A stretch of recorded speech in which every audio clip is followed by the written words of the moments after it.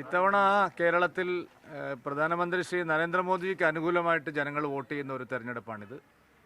ഒരുപക്ഷെ നമ്മുടെ സംസ്ഥാനത്തിൻ്റെ ചരിത്രത്തിൽ ആദ്യമായിട്ട് ഇത്രയും ഒരു ശക്തമായിട്ടുള്ള പോസിറ്റീവ് വോട്ടിംഗ് പ്രധാനമന്ത്രി ശ്രീ നരേന്ദ്രമോദിജിയുടെ വികസന അജണ്ടയ്ക്ക് ജനങ്ങൾ ഒന്നടങ്കം വോട്ട് ചെയ്യുന്ന ഒരു തെരഞ്ഞെടുപ്പാണിത്.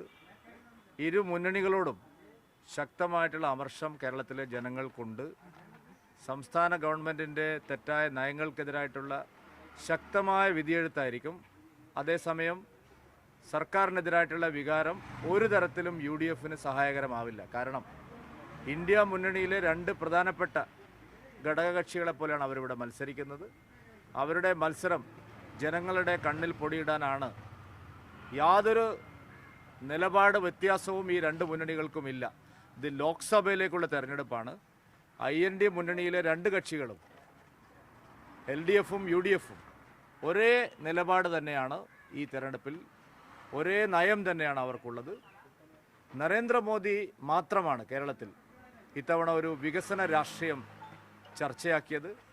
കേരളത്തിൻ്റെ ഇന്നത്തെ ദുരവസ്ഥയ്ക്ക് പരിഹാരം കാണാൻ സാമ്പത്തിക പ്രതിസന്ധി, വിലക്കയറ്റം, വലിയ തോതിൽ ഭീകരമായിട്ടുള്ള അഴിമതി, സഹകരണ കൊള്ള, വർഗീയ രാഷ്ട്രീയം, ഇതിനെല്ലാം എതിരായിട്ട് ജനങ്ങൾ മോദിക്ക് അനുകൂലമായി വോട്ട് ചെയ്യും. ഇത്തവണ പോസിറ്റീവ് വോട്ടിംഗ് ആയിരിക്കും, ഒരു സംശയവുമില്ല. എല്ലാ മണ്ഡലങ്ങളിലും മോദിജിക്ക് അനുകൂലമായിട്ടുള്ള ശക്തമായിട്ടുള്ള ജനവികാരമാണുള്ളത്.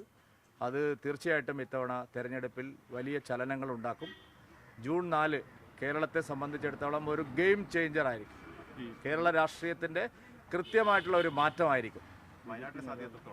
വയനാട് രാഹുൽ ഗാന്ധിക്ക് യാത്ര പറയാൻ വിട പറയാൻ ആൾക്കാർ തയ്യാറായിരിക്കുക. അവിടെ എല്ലാവരും പറയുന്നത് bye bye Rahul, welcome Modi എന്നാണ്.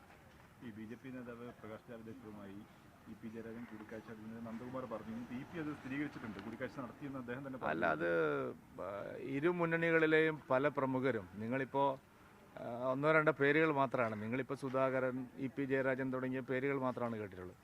ഒരിക്കലും BJPയിൽ ചേരില്ല എന്ന് വിചാരിക്കുന്ന കക്ഷികളുടെ തലവന്മാർ വരെ പലതരത്തിലുള്ള ചർച്ചകൾ നടത്തിയിട്ടുണ്ട്. ജൂൺ 4 ശേഷം കൂട്ടത്തോടെ LDF, UDF മുന്നണികളിലെ പ്രമുഖർ BJPയിൽ ചേരും. അതാണ് ഞാൻ പറഞ്ഞത്, ഇത് വലിയൊരു രാഷ്ട്രീയ മാറ്റത്തിനുള്ള തെരഞ്ഞെടുപ്പാണ്. കഴിഞ്ഞ ഇത്രയും വർഷങ്ങൾക്ക് ശേഷം ഇതാദ്യമായിട്ടാണ് ശക്തമായിട്ടുള്ള ഒരു രാഷ്ട്രീയ മാറ്റത്തിന് വിരൽ ചൂണ്ടുന്ന ഒരു വലിയ തെരഞ്ഞെടുപ്പായിരിക്കും. അല്ല, എല്ലാ തലത്തിലും ചർച്ചകൾ നടക്കുന്നുണ്ട്. LDFിലെയും UDFിലെയും അസംതൃപ്തരായിട്ടുള്ള പല ആളുകളും ഇതിനോടകം ചർച്ച ചെയ്തിട്ടുണ്ട്. ഇനി ജൂൺ 4 കഴിയുമ്പോൾ നിങ്ങൾ എന്താ പറയുക, ഒരിക്കലും പ്രതീക്ഷിക്കാത്ത പല പേരുകളും BJPയോടൊപ്പം NDയോടൊപ്പം ചേരുന്ന സ്ഥിതി വരും. അല്ല, അതൊക്കെ UDF ഇറക്കുന്ന ഒരു സാധനങ്ങളാണ്. ഞങ്ങളിതൊന്നും ആരുടെയും ചർച്ച നടത്തിയ ആളുകളെ കാര്യങ്ങളൊന്നും ഞങ്ങൾ പറഞ്ഞിട്ടില്ല.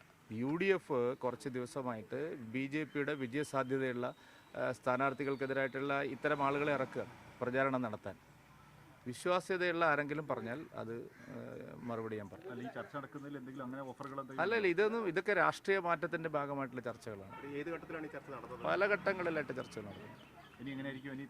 അല്ല, ഇനിയിപ്പോൾ ഞാൻ പറഞ്ഞല്ലോ, ജൂൺ 4 ശേഷം നിങ്ങൾ അസാധ്യമെന്ന് കരുതുന്ന, അല്ലെങ്കിൽ ഒരിക്കലും സംഭവിക്കില്ലെന്ന് കരുതുന്ന പല കക്ഷികളും പല നേതാക്കളും NDAയുമായിട്ട് സഹകരിച്ച് മുന്നോട്ട്. വയനാട്ടിലെ ക്വിറ്റ് രാഹുൽ എന്നാണ് വയനാട് പറയുന്നത്. നിങ്ങളപ്പോൾ കിറ്റിനെ പറ്റാണ്. ക്വിറ്റ് രാഹുൽ, അതാണ് വയനാട്ടിലെ ജനങ്ങൾ പറയുന്നത്. ഇത്തവണ രാഹുൽ ഗാന്ധിക്ക് ബൈ ബൈ. അതുകൊണ്ട് ക്വിറ്റ് രാഹുലാണ്. ബാക്കിയെല്ലാം വെറും കള്ളപ്രചാരണങ്ങൾ മാത്രമാണ്.